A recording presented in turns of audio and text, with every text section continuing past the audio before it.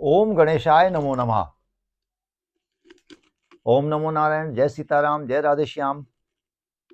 दर्शकों, भक्तगणों, हम लोग ये जो वीडियो है आज तत्काल प्रभावी रूप से तैयार कर रहे हैं समय के अभाव में। ये महाकाल भैरवाष्टमी को लेते हुए है। महाकाल भैरवाष्टमी की मैंने अधिक आवश्यकता समझी ये वीडियो बनाने के लिए। तो आइए थोड़ा सा इसके बारे में पहले तो हम बताते हैं कि कब है और किस प्रकार से। तो इसका मैं आपको बताऊंगा कि कब है महाकाल भैरवाष्टमी और किस प्रकार से है।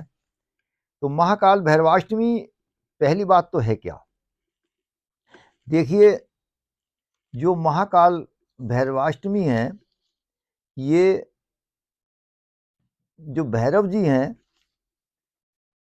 उनके आधार पर बनी हुई है।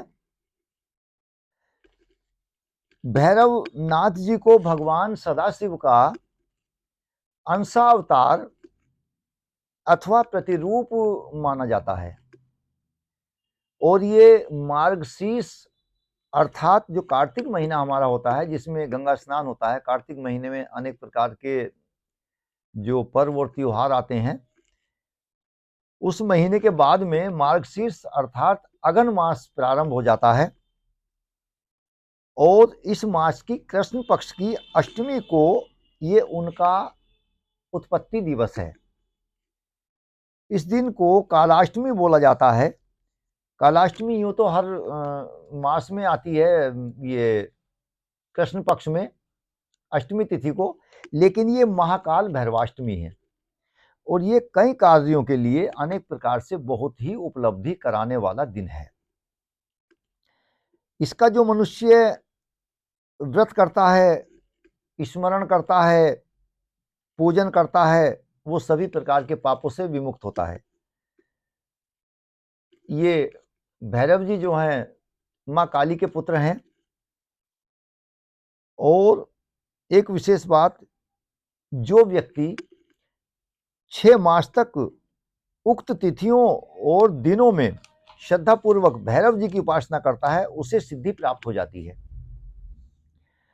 अब थोड़ा बता देना चाहते हैं कि भैरव जी के स्वरूप क्या हैं। जो भैरव जी का स्वरूप है वो श्याम रंग का है। उनकी 4 भुजाएं होती हैं और उनके हाथों में त्रिशूल, खड़ग, खप्पर तथा नरमुंड होता है। और अन्य मतों के अनुसार वे एक हाथ में मोर पंखों का चवर भी धारण करते हैं। अच्छा, उनका जो वाहन है श्वान है। वेशभूषा लगभग शिव जी के समान है। शरीर पर भस्म है, मस्तक पर त्रिपुंड भी होता है, बागंबर धारण किए होते हैं, गले में मुंडमाला सर्पों से भी शोभायमान कहीं कहीं होते हैं। ये भैरव जी का स्वरूप है। और जिस प्रकार से शंकर जी शमशानवासी हैं, तो भैरव जी भी शमशानवासी हैं। और ये भूत प्रेत योगनियों के अधिपति हैं। भक्तों पर स्नेहवान और दुष्टों का संहार करने वाले हैं, सदैव तत्पर रहते हैं और मनुष्य के सभी प्रकार के कष्टों को, आपत्तियों को, विपदाओं को, रोगों को, दोषों को, बीमारियों को ये समाप्त करते हैं। श्री भैरव जी के अन्य रूपों में महाकाल भैरव का बटुक भैरव मुख्य है। और अष्ट भैरव के रूप में जिन 8 नामों को हम प्रसिद्धि से जानते हैं, जो प्रसिद्ध हैं, उनका अगर प्रतिदिन ध्यान किया जाए तो हमें सभी प्रकार की उपलब्धियां हो जाती हैं। कोई मनुष्य किसी के व्याधि से, किसी की दृष्टि, किसी के विचार से, किसी के कथनानुसार या किसी के श्राप आदि से प्रभावित नहीं होगा। मैं आप लोगों को वो नाम बता रहा हूं। प्रथम नाम है अतिसांग भैरवाय नमः, चंड भैरवाय नमः, भयंकर भैरवाय नमः, क्रोधोन्मत्तः भैरवाय नमः, भीषण भैरवाय नमः, संघार भैरवाय नमः, कपाल भैरवाय नमः, रुद्र भैरवाय नमः। ये प्रिय दर्शकों 8 नाम है भैरव जी के। इसके अतिरिक्त शिव जी के प्रकरांतर से निम्न 9 स्वरूप भी भैरव जी के माने जाते हैं। वो कौन से हैं? क्षेत्रपाल, दंडपाणि, नीलकंठ, मृत्युंजय, मंजुघोष, ईशान, चंडेश्वर, दक्षिणामूर्ति, अर्धनारीश्वर। ये पूर्णतः लगभग शिव स्वरूप से, चूंकि शिव पुत्र हैं, काली के पुत्र हैं, शिव अंश हैं, तो भिन्न तो हो नहीं सकते, बिल्कुल उन्हीं के भांति हैं। अब विशेष बात ये करनी है, ये नाथ संप्रदाय में भैरव पूजा का विशेष स्थान है। और भैरव जी की जो पत्नी है वो भैरवी कहा जाता है। भैरव उपासना में सिंदूर, लोबान, धूप का महत्व है। भैरव के उपासक रुद्राक्ष आदि गले में धारण करते हैं, क्योंकि शिव स्वरूप हैं। काशी में महाकाल भैरव जी का प्रसिद्ध मंदिर है। काशी का ही कपाल मोचन तीर्थ समस्त पापों को क्षय करने वाला होता है। महाकाल भैरव यहाँ पर भक्तों के प्रत्येक मनोअभिलाषा को पूर्ण करने के लिए निष्पाप बनाकर मुक्ति प्रदान करते हैं। जो काशी विश्वनाथ का दर्शन करते हैं, महाकाल भैरव का दर्शन नहीं किया तो अधूरा होता है। चूंकि काशी के वो कोतवाल कहे जाते हैं। कई बार मनुष्य को किसी प्रकार की कोई व्याधि ऐसी आ रही है, पुलिस से संबंधित है, अदालत से संबंधित, उसी विषय से निस्तारण नहीं मिल रहा है, तो काशी के कोतवाल की आराधना करके उसमें लाभ लिया जा सकता है। आइए कुछ विशेष बात करते हैं। जो लोग किसी बीमारी से, व्याधि से और आपदाओं से दिक्कत में हैं, उन लोगों को बटुक भैरव सहस्त्र नाम का स्तोत्र पाठ करना चाहिए या सुनना चाहिए। अगर बटुक भैरव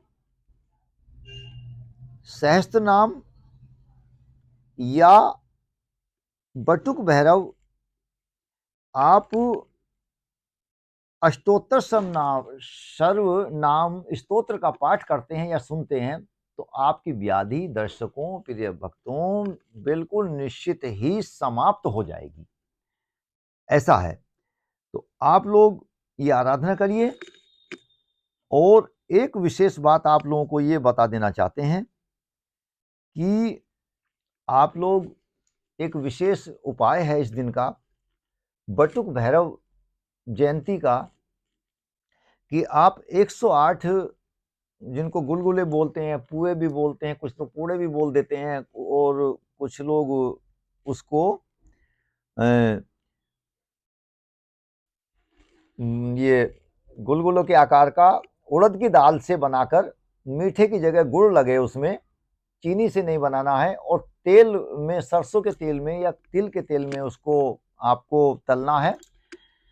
आप गुलगुले बनाकर, पुए बनाकर 108, और एक दीपक लीजिए, दीपक में थोड़ा तेल डालिए, 4 बत्ती लगनी चाहिए उसमें, चतुर्भुजी दीपक, और चारों बत्तियों के बीच में 4 बत्तियां और, तो अष्टभुजी दीपक हो गया।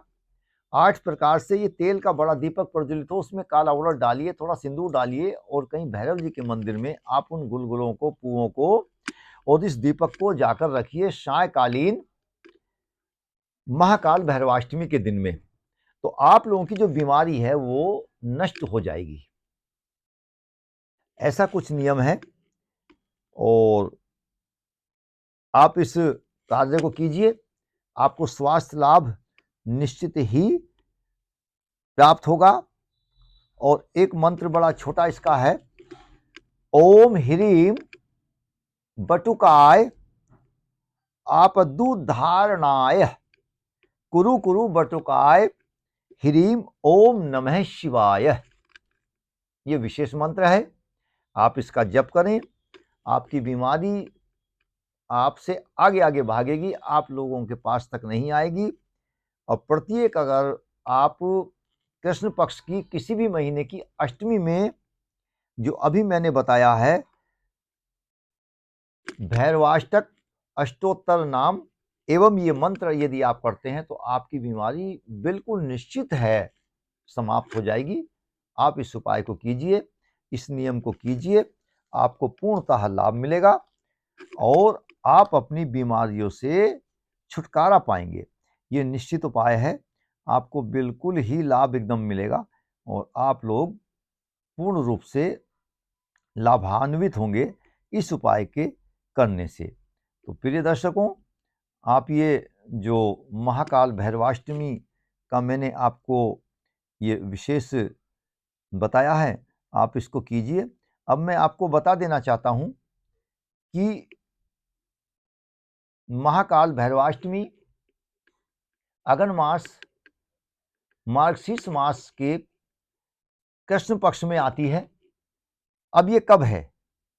ये 22 नवंबर शुक्रवार की शाम को 6:10 पर प्रारंभ हो रही है और शनिवार 23 नवंबर को रात्रि 8 बजे लगभग पूर्ण हो रही है। तो ये समय है महाकाल भैरवाष्टमी का पूजन करने का। तो 23 नवंबर दिन शनिवार को आप लोग महाकाल भैरवाष्टमी मनाएं, इस उपाय को कीजिए, आपको लाभ मिलेगा, आपका हित होगा, आपके घर से बीमारियां भागेंगी। और अगली वीडियो में हम पुनः आपसे भेंट करेंगे, तब तक के लिए अब इस वीडियो को विराम देते हैं। ओम भैरवाय नमो नमः। ओम भैरवाय नमो नमः।